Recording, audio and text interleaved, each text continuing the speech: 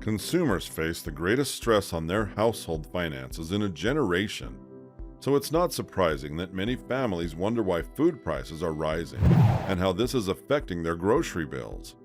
The burden on grocery store cashiers increases exponentially as food prices continue to rise. So everyone is thinking, why are food prices getting so high? Let's get into the topic. It's a serious topic, so stay tuned till the end to know more about it. While gas prices have eased, food prices remain at all-time highs. Food prices are expected to rise 11% by the end of the year. And while this applies to all food categories, the costs of beef, poultry, dairy, eggs, and fruit will be hit the hardest. Much of this is due to market inflation, supply chain problems, the Russian gas embargo, and other shortages. The latest CPI report showed a 0.8% gain in August alone. And while that was lower than previous months, the market had its biggest annual gain since 1979. This has had a major impact on vulnerable U.S. households, especially those with extended families. Some blame the Biden administration and the congressional Democrats, although the left is pushing for an Inflation Reduction Act that would reduce these kinds of costs for Americans. White House officials began to create initiatives to increase crop production, tackle residues, and combat certain aspects of the meat industry. But as mentioned, ongoing problems such as drought, higher feed costs, rail strikes, and bird flu have serious impacts on food yields. And the shortage of food has led to starvation in some parts of the world, and things may get worse in the coming months. What do you think about how we tackle this situation? The answer to why food prices are rising today are varied and far-reaching. Rising labor, energy, and transportation costs accounted for most of the increase, coupled with production difficulties caused by extreme weather conditions. All these promotions are passed on to the buyer.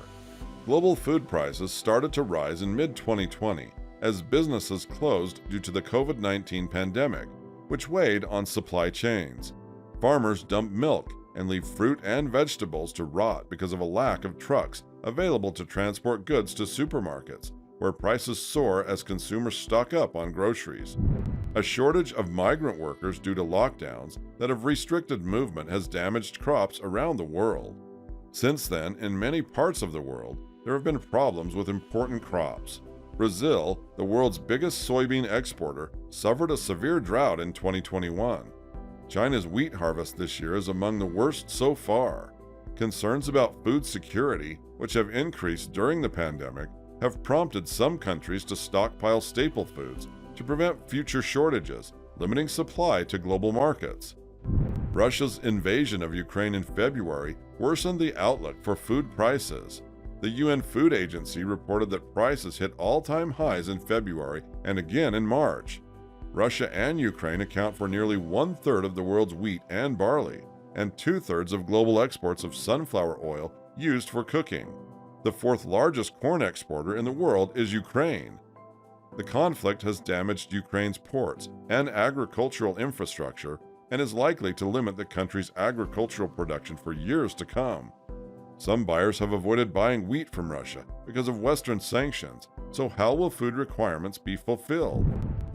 Indonesia banned most palm oil exports in late April to ensure domestic supplies of cooking oil, disrupting supplies from the world's biggest producer of cooking oil, which is used in everything from candy to margarine.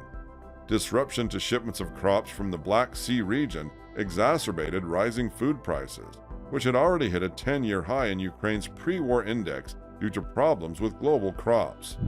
Prices of sugar and dairy products have also risen sharply in the past month. In a separate estimate of grain supply and demand, the FAO lowered its forecast for global wheat production in 2022 to 784 million tons, down from 790 million last month, as it factored in the likelihood that at least 20% of the area would be used for wheat production in Ukraine not to take. The revised forecast for global wheat production is still 1% above last year's level, the press release said. The agency lowered its forecast for global grain trade in the 2021 to 2022 marketing year, as rising exports from Argentina, India, the European Union, and the United States are expected to only partially offset the disruption in Black Sea exports. Total grain trade in 2021-2022 has been revised down by 14.6 million tons to 496 million tons from the previous monthly forecast, which is now 2% below 2020-2021 levels. The forecast for global grain stocks at the end of 2021-2022 have been revised up by 15 million tons to almost 851 million tons, mainly on expectations that falling exports will lead to higher stocks in Russia and Ukraine. Secretary General Antonio Guterres said that the problem of global food security cannot be solved without bringing Ukrainian agricultural production and Russian food and fertilizer production back to world markets. Russia's invasion of Ukraine in February increased volatility in financial markets, pushed up commodity prices, and disrupted logistics, potentially derailing economic recovery from COVID-19 in many countries, including Nigeria. During the pandemic, high vegetable oil prices helped increase food spending more broadly. Grain prices also hit record highs in March as a result of limited supplies of corn and wheat amid the war in Ukraine. Russia and Ukraine are major exporters of wheat, corn, barley, and sunflower oil across the Black Sea, and Moscow's 6-week invasion of its neighbors has halted Ukrainian exports. It is expected next month food and feed prices could rise by up to 20% as a result of the conflict in Ukraine, raising the risk of malnutrition rising. Analysis shows that the war in Ukraine is only making things worse, creating a three-dimensional crisis that is destroying the global food, energy, and financial systems of developing countries. There is absolutely no real solution to the problem of global food security without bringing Ukrainian agricultural production and Russian and Belarusian food and fertilizer production back to the world market despite the war. Guterres said he was committed to facilitating dialogue to help achieve that goal. He said that the United Nations has requested an additional $351 million as part of Nigeria's $1.1 billion humanitarian aid plan.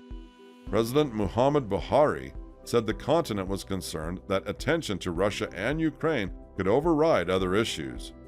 We must ensure a steady flow of food and energy through open markets by removing all unnecessary export restrictions, directing surpluses and reserves to those in need, and maintaining early food prices to limit market volatility, Guterres said. Nigeria was forced to buy an emergency supply of Canadian potash in April after being unable to import Russia's key fertilizer due to the impact of Western sanctions, according to the head of Nigeria's state investment agency, NSIA. Last month, the International Monetary Fund said Russia's invasion of Ukraine has caused another big negative shock in sub-Saharan Africa, driving up food and energy prices and putting the most vulnerable at risk of starvation. The added pressure comes as many countries are still grappling with the ongoing COVID-19 pandemic, so it's not easy to come out of a starvation situation. Buying in bulk can save you a lot. Be careful with the price and get a family pack if the price per unit is cheaper and you have a place to camp. Locally grown or produced food is often available at lower prices because you don't have to pay for long transportation costs. When you reduce the number of weekly or monthly trips to the store, you reduce the likelihood of unnecessary purchases and minimize fuel consumption to get there. But these methods can only help for a small period. If things keep going on like this, things are going to be very tough, and for sure there will be big starvation. A serious step must be taken here to fill the food requirements and to avoid famine. That was all in this video, but do share your thoughts about what you think about the present situation and what can be done.